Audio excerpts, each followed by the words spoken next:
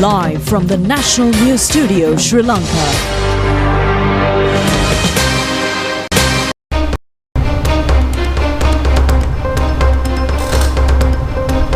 Good evening and welcome to the National News broadcast, bringing to you live from the National News Studios here at Rupavahini. We are ready to bring you the top stories at home and around the world. I'm Charita Minipurarachi. And I'm Kasani Balachandra Adhikari. We start off with a look at your headlines for tonight.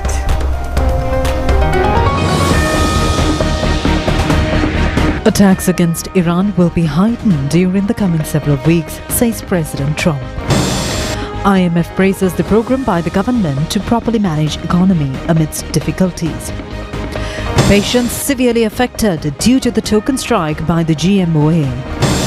Attorney General informs the Supreme Court the non-implementation of the decision by the previous government to sell 8 state enterprises. Warrants issued to Shamindra Rajapaksa and Priyanka Newmali Vijayanaika, suspects of the Airbus bribery incident. Steps to suspend the water supply of a number of areas stage-wise from today until 10th of this month. Special attention of the President to solve challenges faced by Malayagam communities swiftly.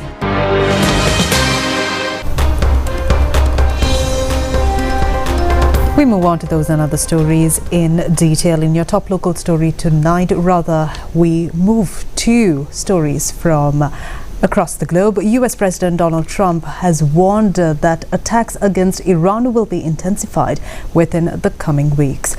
Making a special statement from the White House, he emphasized that these operations will continue uninterrupted until American objectives are achieved. The president stated that Iran's energy systems and strategic centers will be specifically targeted.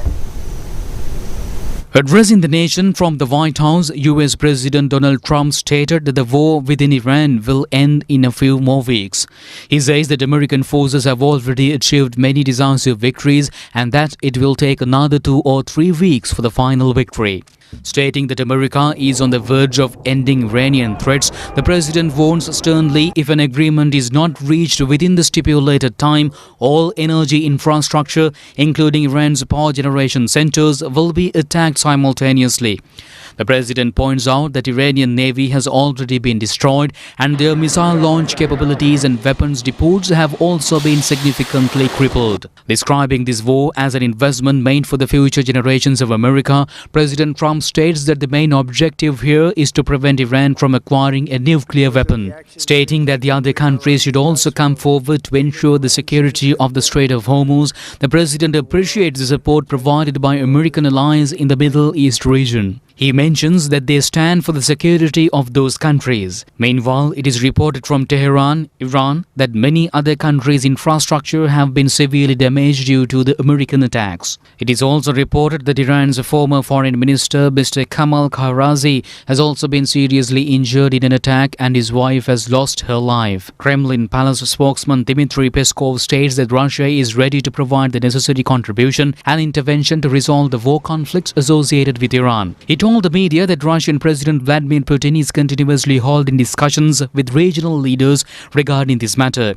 He points out that if Russia's intervention is needed to direct the existing military situation towards a peaceful path as soon as possible, maximum support will be provided. The Kremlin spokesman further states that Russia is constantly committed to ensuring regional stability. The Iranian Ministry of Health says that a century-old Iranian Pasteur Medical Research Institute located in Tehran has been severely damaged in an attack targeting the center. Commenting on the attack of this historic medical research center established in 1920, the country's Ministry of Health states that this is a direct attack on global health security. Releasing photos to social media showing damaged building parts and debris from the attack, he states that destroying such an institution, which is like a main pillar of the world health field, is a serious situation. The Iranian Revolutionary Guard announces that their air defense systems were able to shoot down an Israeli Hermes 900 drone flying in the sky above the city of Shiraz in Iran. A statement released by the Iranian media states that the defense systems established in Fars province identified the drone and took steps to destroy it. The Israeli military says that a series of large-scale attacks were carried out yesterday as well, targeting infrastructure belonging to the Islamic Revolutionary Guard Corps in the Iranian capital, Tehran. They say that the Revolutionary Guards Ground Forces headquarters as well as a ballistic missile storage complex located in the Tabriz area were the main targets of these attacks. With the US President Donald Trump's warning that the intense attacks will be launched against Iran in the coming weeks, China emphasizes that all parties involved in the war must immediately stop their military operations. Chinese Foreign Ministry spokesman Mao Ning points out that permanent solutions to any problem cannot be obtained through military actions and that the escalation of conflicts is not in the interest of either party. Stating that the primary cause of this tense situation around the Strait of Hormuz is illegal military activities, she emphasizes that everyone must take care to prevent severe impacts that could be leveled against the world economy and energy security. And meanwhile, a group of representatives from the International Monetary Fund met with President Anurakumar Dissanayake today. During this meeting, they discussed the economic reforms program currently being implemented in the country and the progress achieved so far under the International Monetary Fund's extended fund facility. The economic progress achieved by Sri Lanka under the current government was appreciated by the representatives of the IMF. The delegation pointed out that through achieving economic growth, targets, revenue management and strengthening foreign reserves, the country's economy has become more resilient compared to its previous state. They also discussed how to proceed with the IMF program while maintaining the achieved economic stability. The attention was also focused on the current status of the 5th and 6th reviews of the extended fund facility program. The President pointed out that the government has implemented the necessary program to manage the impact on the energy sector caused by the Middle East crisis. The importance of taking necessary steps to minimize the difficulties and impacts on the people was also emphasized. The program carried out by the government to manage the economy well amidst the obstacles has earned the praise of the IMF representatives. The IMF mission chief Evan Papageorgiou also participated in the discussion.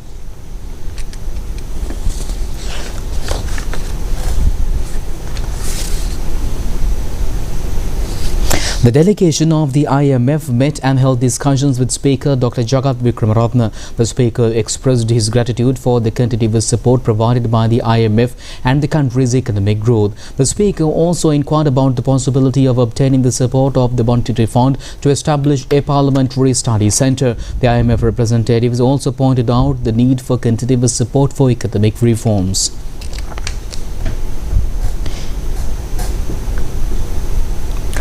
Our correspondents say that the patients have been subjected to strenuous difficulties as a result of the token strike commenced by the Government Medical Officers Association.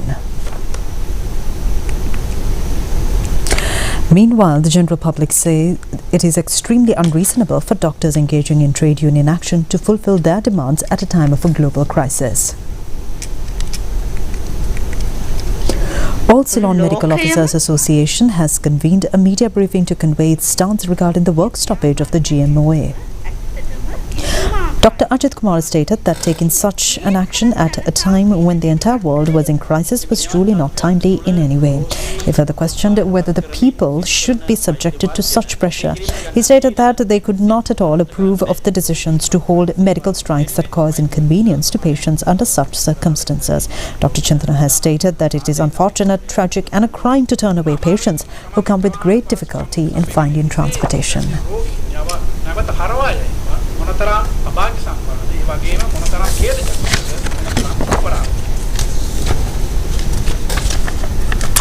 The third meeting of the Cabinet-appointed committee tasked with ensuring the continuous functioning of the public service was held yesterday under the patronage of Prime Minister Dr. Harini Amrisurya by virtual platforms.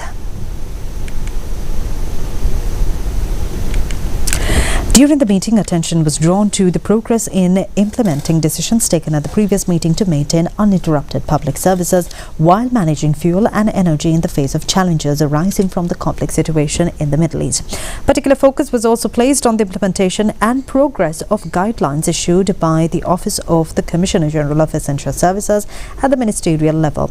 It was revealed that the Ministry of Health and Mass Media has achieved a 42% saving in diesel consumption by 31st March, while programs on electricity and water management are currently being implemented successfully.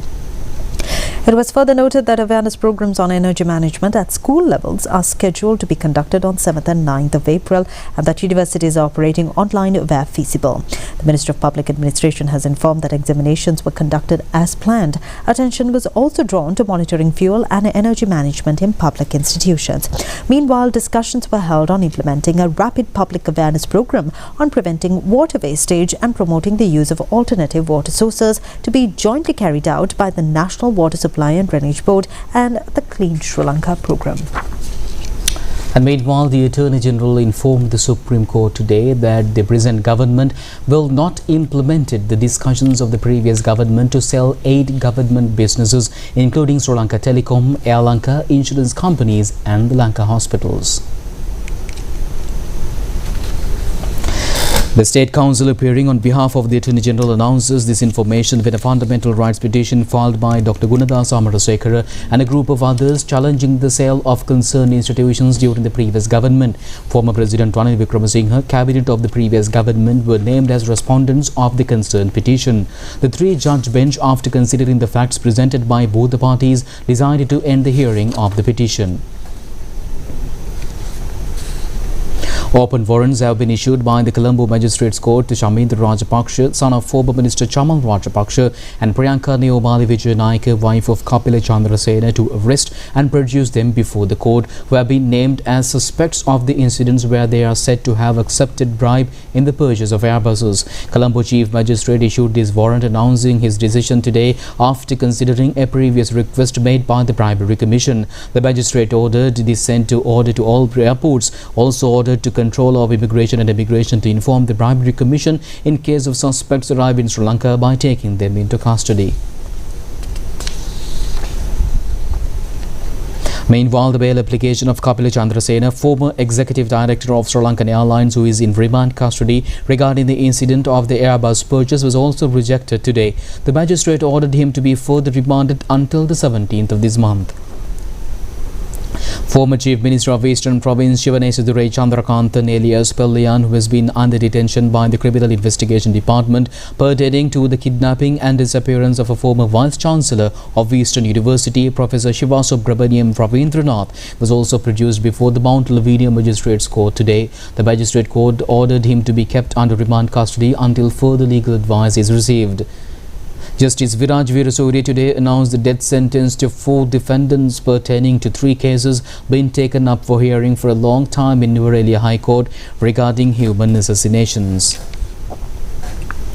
Minister Dr. Nalinda Jayatissa says that the internship period of doctors who had completed internship training but who failed to apply appropriately to enter public service prior to 12 noon on Saturday will not be extended under any circumstances. The minister also reiterates that the strike action commenced by the doctors is without any basis. Minister Dr. Nalinda Jayatissa stated that there was no basis for the strike and that it was merely an attempt to politically inconvenience the government. He mentioned that intern doctors who were currently applying for government services and accused the GMOA of exploiting them to launch the strike. He further commended the strike was groundless and would not benefit anyone. The minister explained that if any doctor failed to apply for government service by 12 p.m. on Saturday after completing their internship, they would not be able to join the public sector. He noted that their services at their current hospitals would end and their salaries would be discontinued. In such a case, there's only an option would be that is to practice in the private sector as registered medical practitioners, as the government could not recruit anyone who had not applied. He criticized the GMOA's actions as inhuman and unfair, stating that they were frightening 453 doctors with distorted and false information. He urged the post-intern doctors not to be afraid and clarified that the application deadline would not be extended even by a minute beyond 12 p.m. on Saturday. He encouraged them to exercise their freedom and apply by the deadline if they wish to serve as government doctors without being influenced by threats or distorted statements.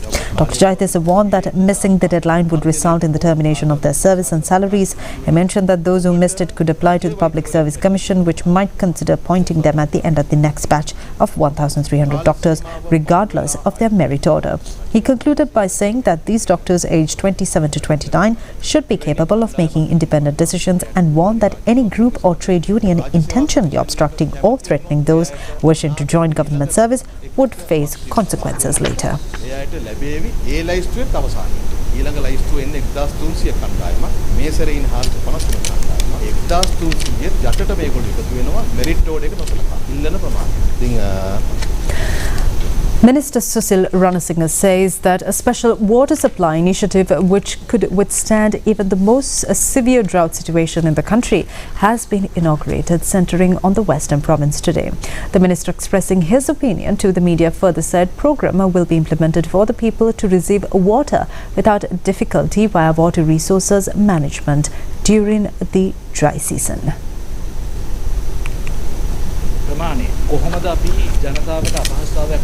Minister Susil Ranasinghe said that they have designed a special operation to ensure water is distributed appropriately during this drought period without causing undue hardship to the public.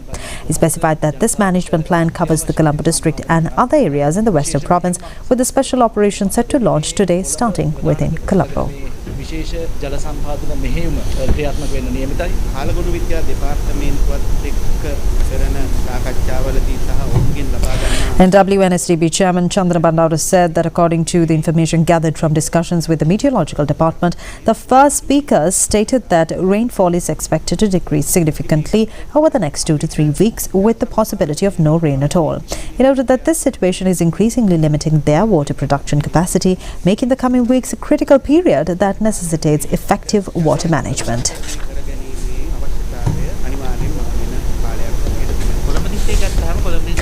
DGM Water Supply and Drainage Board Lalit Vijay Singh explained that water from the Colombo district is primarily supplied by the Abatale, Labugama and Kalatuana treatment plants, providing 550,000, 60,000 and 90,000 cubic meters respectively.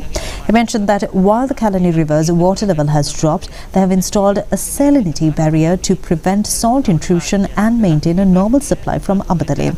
However, he warned that current reserves at the Kalatuava and Labugama reservoirs are limited to approximately 22 and 50 days respectively, forcing a reduction in the amount of water drawn from them. ඒ වගේම ලබුගම ජලාශය අපිට සීමා වෙලා තියෙනවා දින 50කට. වෙනින්ම සිද්ධ වෙලා තියෙනවා මෙම ජලාශ වලින් ගන්න ජල ප්‍රමාණය අඩු කරන්න. පාරිභෝගික ජනතාවගෙන් ඉල්ලා සිටිනවා. An engineer said that representing the National Water Supply and Drainage Board urged consumers to use the limited supply of drinking water extremely sparingly. He emphasized that the water provided is produced with great effort and requested the public to use the remaining resources more responsibly than ever before. Meanwhile, the National Water Supply and Drainage Board says it has planned to restrict water supply on a stage-by-stage basis in several areas in the country from today until 10th of April by taking into consideration of the prevailing dry weather.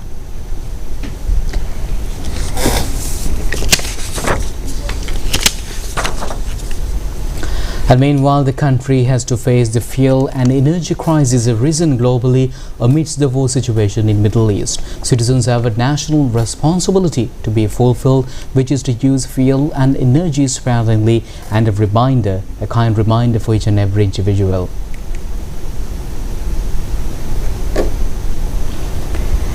The Office of the Commissioner General of Essential Services has issued a special set of guidelines in order to use fuel and energy sparingly, and accordingly all government institutions and statutory institutions will have to switch off all air conditioners at 3 p.m. The private sector has also been requested to follow suit. After 8 p.m, advertising illuminations and lightnings fixed at various places have to be switched off.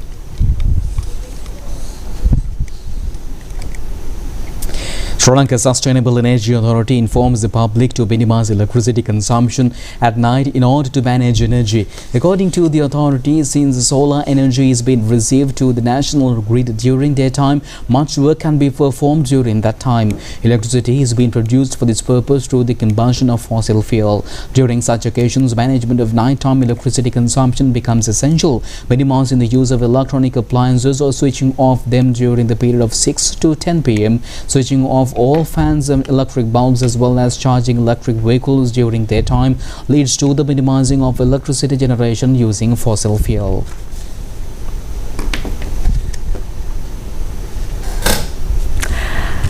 Sundara Nuwara Eliya Salalihini Vasantaya 2026 inaugural function commenced opposite Gregory Lake in Nuwara Eliya in the morning today with the participation of the political authority and government officials. National Television is the official media sponsor of the event.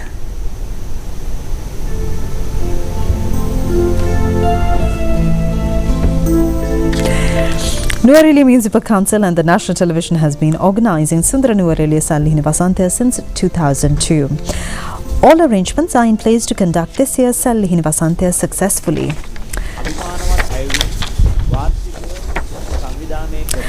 Mayor of the Nuwara Eliya Municipal Council, W.M. Upali said that in his capacity as the mayor, respectfully and officially declared the commencement of the beautiful Nuwara Eliya Spring Festival on the 2nd of April 2026, an event proudly organised annually by the Nuwara Eliya Municipal Council.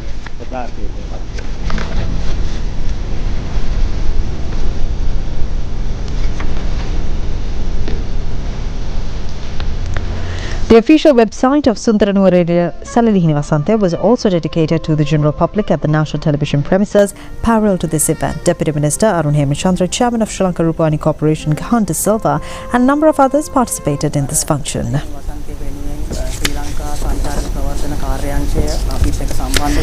Chairman of Sri Lanka Rupavahini Corporation Gahan De Silva stated that the Sri Lanka Tourism Promotion Bureau had partnered with them for that year's Salalihini Vasantaya. He mentioned that the Bureau had a requirement to further popularize Nuwara Eliya among foreign tourists. Consequently, he explained that they had taken those factors into consideration and created a specialized website specifically for the Salalihini Vasantaya season. Deputy Minister Arun Hemachandra noted that this is a season where people visit all districts including Nuwara Eliya, which also coincides with the school holiday period. In light of this, he stated that they expect to carry out daily activities as usual while establishing certain laws and regulations to ensure there is no disruption to the daily lives of the public. The inaugural function of Salalihini Vasantaya became colourful with a host of various cultural events. Director General of Sri Lanka Rupavahini Corporation Manoj Amrit Singh emphasized that although that beautiful paradise had faced a major disaster, the most significant observation within the short span of about 3 months was that everyone had come together to restore the beautiful paradise to its former state. He mentioned that even though the beautiful island was currently facing a major problem,